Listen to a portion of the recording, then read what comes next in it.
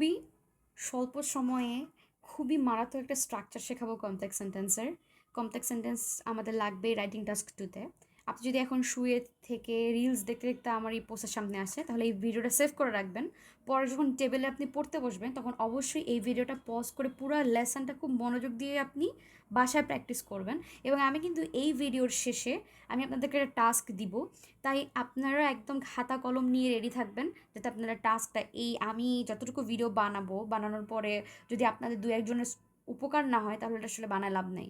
যার কারণে আমি দেখতে চাই যে আসলে আমি কতজন মানুষের উপকারে আসতে পারতেছি। তো এগুলো আসলে আমাকে মোটিভেশন দেয় আপনাদের জন্য ভিডিও বানানোর জন্য। এই জন্যই আমি আগে থেকে বলে রাখি, আপনার আজকে কমপ্লেক্স সেন্টেন্সের একটা স্ট্রাকচার শিখাবো, এবং ওই স্ট্রাকচারটা আপনারা আইএলসের প্রিপারেশন নেওয়ার সময় অবশ্যই কাজে লাগবে, এবং এর থেকে ইজি ওয়েতে স্ট্রাকচার আর হয়ই না বলতে গেলে। সো একটা আজকে স্ট্রাকচার শেখাবো, নেক্সট দিনে আমি আরেকটা স্ট্রাকচার, আরেকদিন আরেকটা স্ট্রাকচার, এবং পরবর্তীতে মাত্র 3টা স্ট্রাকচার দিয়ে আপনি পুরো একটা প্যারা বানায় ফেলতে পারবেন, এবং খুব সুন্দর করে একটা এসে রাইটিং করতে পারবেন, একদম টপ নোট 7 to 8 ব্যান্ড স্কোরের একটা লেখা। মানে ইটস প্রুভেন, ঠিক আছে? এটা এমনি আপনার কথা না। তাহলে চলেন আমরা স্টার্ট করি। তো মেইনলি আমরা জানি, দেখেন, মাথার মধ্যে থেকে সব কিছু ঝেড়ে ফেলেন একদম। আপনি মনে করবেন যে আপনি কিছু জানেন না, এইভাবেই আমি আপনাকে শেখাবো, ঠিক আছে? আপনি আগে যা জানতেন ধরেন সব ভুলে গেছেন। কমপ্লেক্স সেন্টেন্স কি? কমপ্লেক্স সেন্টেন্স হচ্ছে একটা ঝামেলাযুক্ত সেন্টেন্স, তাই তো? যদিও, অথবা, এই টাইপের, যেখানে এই টাইপের জিনিসপাতি দিয়ে একটা জিনিসকে জটিল করা হয়, একটা সেন্টেন্সকে জটিল করা হয়, সেটাই mainly complex sentence. Okay, complex sentence is very much complex. যাই হোক, কমপ্লেক্স সেন্টেন্সে 3টা ক্রাইটেরিয়া থাকে, যে ক্রাইটেরিয়াগুলো মূলত হচ্ছে, ক্রাইটেরিয়া বলতে কি, এই যে অল দো, ওয়াইল, ইভেন দো, এইগুলো থাকে। এই সেন্টেন্সগুলোকে নর্মালি হচ্ছে কমপ্লেক্স সেন্টেন্সের একদম ফার্স্টে থাকে। এরপরে সাবজেক্ট প্লাস ভার্ব বসে, এরপরে মেইন ক্লজ। আমরা একটু ভালো মতো ব্রেকডাউন করবো, ঠিক আছে? কমপ্লেক্স সেন্টেন্স শিখতে যাওয়ার জন্য যেই জিনিসটা জরুরি, সেই জিনিসটা হচ্ছে জানতে হবে 3টা জিনিস। কম্পোনেন্ট 3টা। কয়টা? 3টা। Dependent clause, independent clause and conjunction. আমি একটা দিয়ে আপনাদের পুরো যত একটা সেন্টেন্সের গ্রামাটিক্যাল ব্রেকডাউন সব আমি করে দেখাবো। সো সত্যি কথা, খাতা কলম নিয়েই বসবেন আপনি, নাহলে এটা আপনার মাথায় ঢুকবে না। সো কি কম্পোনেন্টগুলো? Dependent, independent, conjunction. Dependent clause কোনগুলো? আগে আমরা বলি ক্লজ কোনগুলো। ক্লজ হচ্ছে একটা সাবজেক্ট থাকবে, একটা ভার্ব থাকবে। একটা সাবজেক্ট একটা ভার্ব মিলেই ক্লজ হয়। কথা শেষ, এখানে আর কোনো কথা নাই। কি? একটা সাবজেক্ট একটা ভার্ব। দেন আমাদের এই ক্লজ কয় প্রকার? 2 প্রকার। Dependent clause and independent clause. আপনাদের এগুলো মুখস্থ করতে হবে না, আপনারা মনোযোগ দিয়ে আমার কথা শুনে আপনাদের এমনি মাথা থেকে যাবে। ডিপেন্ডেন্ট ক্লজ কি? ডিপেন্ডেন্ট মানে কি? নির্ভর না? আমরা কারো না কারোর উপর নির্ভরশীল। উই আর ডিপেন্ডেন্ট সাম, মানে ধরেন আমি এটা একটা এক্সাম্পল দিলাম। এখন ডিপেন্ডেন্ট ক্লজ হচ্ছে নিশ্চয়ই কারো উপরে নির্ভরশীল। তাহলে আমি যদি একটা কথা স্টার্ট করি এভাবে, যদিও বিষয়টা আমার ভালো লাগছে না। এখন আপনি কি আমার এই কথাটা শুনে বুঝবেন, যদিও বিষয়টা আমার ভালো লাগছে না, আমি যে বললাম বাংলাদেশ সেন্টেন্সটা, এই সেন্টেন্সটা আসলে এর আগে পরে কি আছে? আপনি কি কিছু বুঝবেন? কিছুই বুঝবেন না। এর সাথে আমাকে আরেকটা সেন্টেন্স দিতে হবে, বা আমাকে কনটেক্সট দিতে হবে। এই যে আমি এই কথাটা বললাম, যদিও আমার বিষয়টা ভালো লাগছে না, সে প্রতিদিন লেট করে আসে। এই যে আমি বললাম সে প্রতিদিন লেট করে আসে, এই বিষয়টা আমার ভালো লাগছে না। এই 2টা জিনিস মিলেই কিন্তু স্ট্রাকচারটা কমপ্লিট হয়ে গেল, এবং আমার কমপ্লেক্স সেন্টেন্স কোনটা হলো তাহলে? যদিও বিষয়টা আমার ভালো লাগছে না, এই সেন্টেন্সটা। সো এইটা কি? Dependent clause. এই ডিপেন্ডেন্ট ক্লজটা কার উপরে নির্ভরশীল? ওই যে সে প্রতিদিন দেরি করে আসে, এই সেন্টেন্সের উপরে নির্ভরশীল। তাহলে একটা যদি ডিপেন্ডেন্ট ক্লজ হয়, তাহলে ডিপেন্ডেন্ট ক্লজ যে ক্লজটার উপরে নির্ভরশীল, ওই ক্লজটাকে আমরা কি বলতে পারি? Independent clause. ওই যে সে প্রতিদিন স্কুলে দেরি করে আসে, সেটা হচ্ছে ইন্ডিপেন্ডেন্ট ক্লজ। আমি যদি আলাদা করেও আপনাকে বলি সে প্রতিদিন দেরি করে আসে, আপনি কিন্তু বুঝবেন যে সে একটা মানুষ প্রতিদিন দেরি করে আসে, কিন্তু প্রথম কথাটা প্রথমবার বললে অর্ধেক পর্যন্ত, তাহলে কিন্তু আপনি বুঝবেন না। সো মেইনলি মনের ভাব যখন সম্পূর্ণ যে সেন্টেন্স দিয়ে প্রকাশ করতে পারবেন না, কোনো কোনো কিছুর উপর নির্ভর থাকতে হচ্ছে, সেটাই মূলত হচ্ছে ডিপেন্ডেন্ট ক্লজ। এরা হচ্ছে বেসিক জিনিস করা, আপনারা বেসিক করেন না, এটা হচ্ছে বেসিক আপনাদেরকে বুঝাইলাম। তাহলে ডিপেন্ডেন্ট জানলাম, ইন্ডিপেন্ডেন্ট ক্লজ জানলাম, এবং আরেকটা কমপ্লেক্স সেন্টেন্স স্ট্রাকচার লাগে, সেটা হচ্ছে কনজাংশন। এই যে এতক্ষণ বললাম অল দো, ওয়াইল, ইভেন, এগুলো কি? এগুলো হচ্ছে কনজাংশন।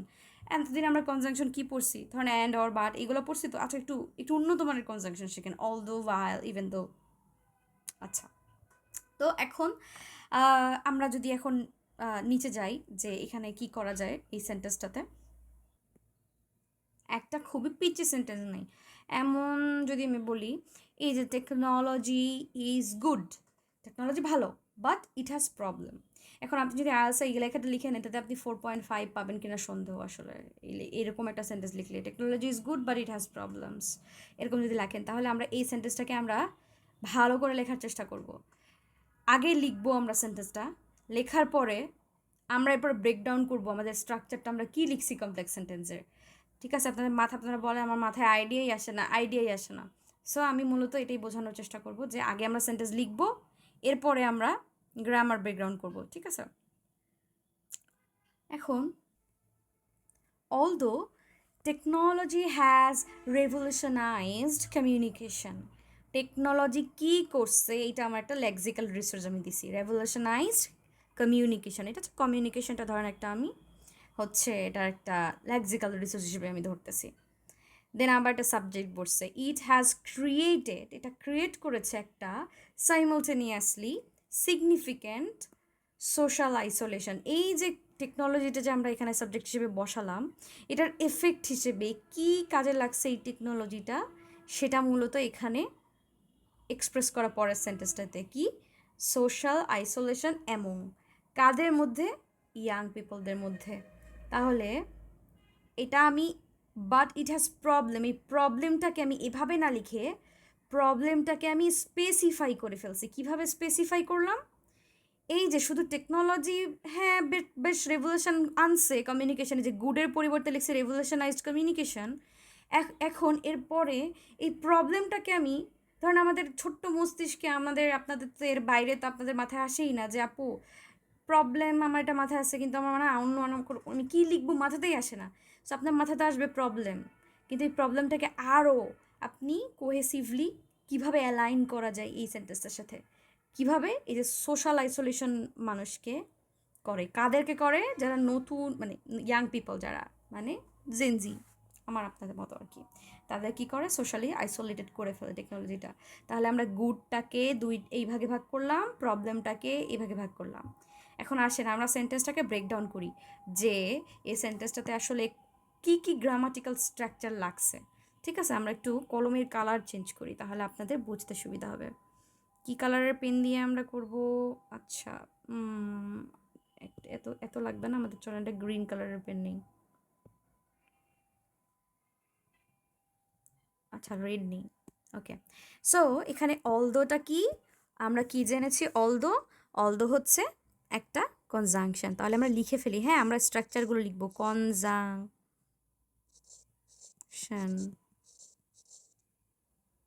আরে কনজাংশন বানান তো এটা না, যে ইউ, আচ্ছা যাই হোক বুঝে নিন আর কি, কনজাংশন।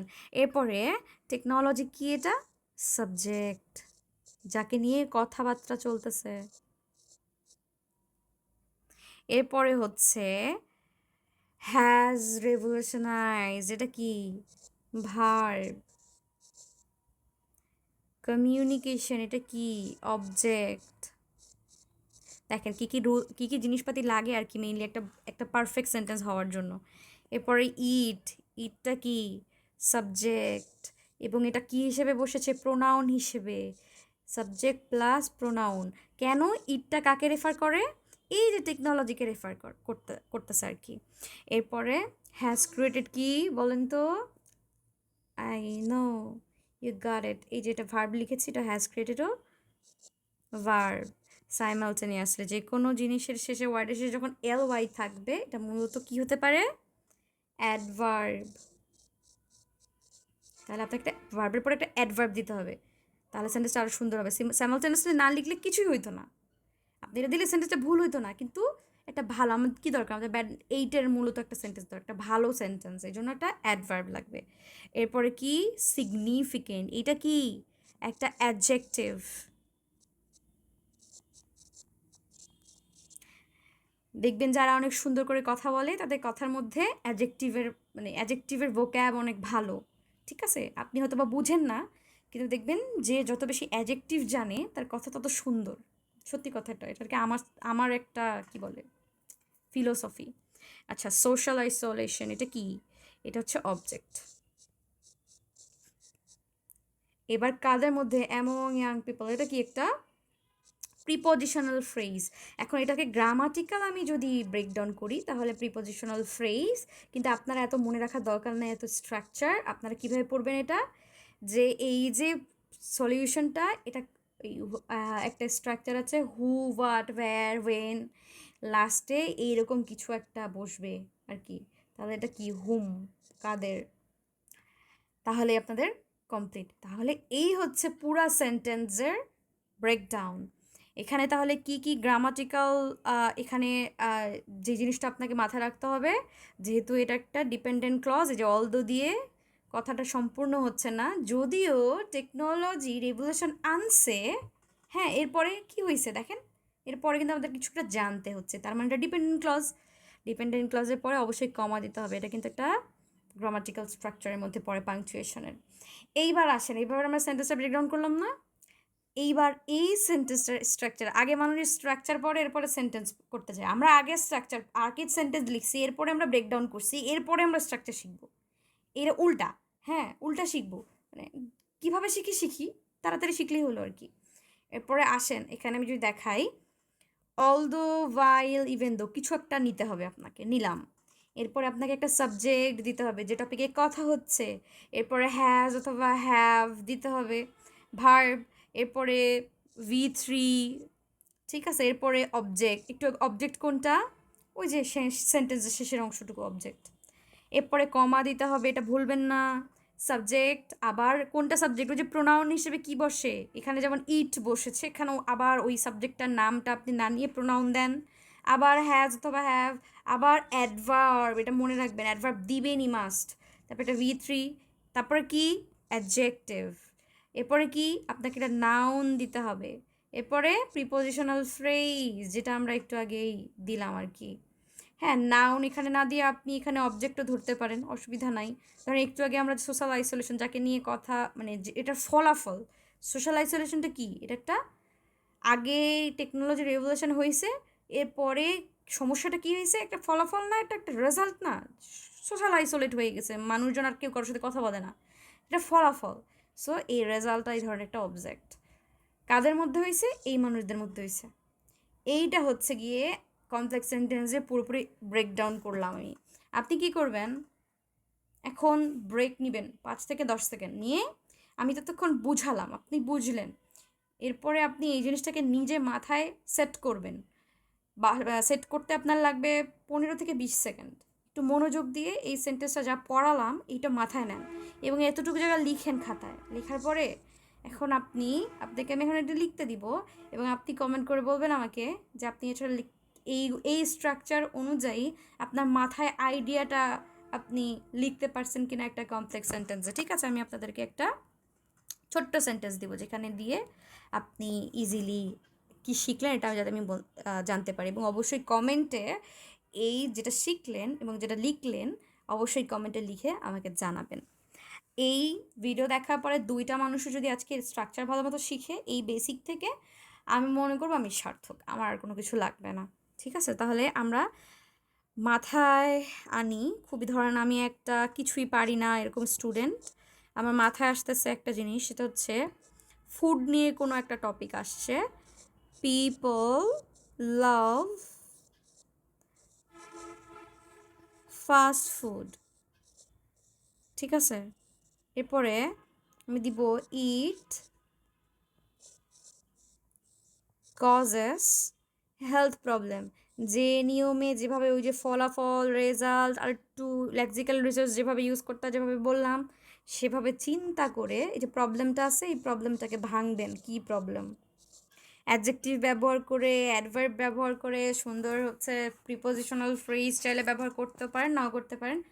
আপনি এই সেন্টেন্সটা লিখে অবশ্যই আমাকে কমেন্টে লিখবেন, আমি দেখব কার সেন্টেন্স সবচেয়ে সুন্দর হয়, এবং তাকে একটা ভিতর থেকে আমি ধন্যবাদ জানাবো বিশাল একটা, যে আমার ক্লাস দেখে সে আসলে প্রপারলি শিখতে পেরেছে একটা structure. Thank you so much. এর পরের দিন আমরা আরেকটা স্ট্রাকচার শিখবো।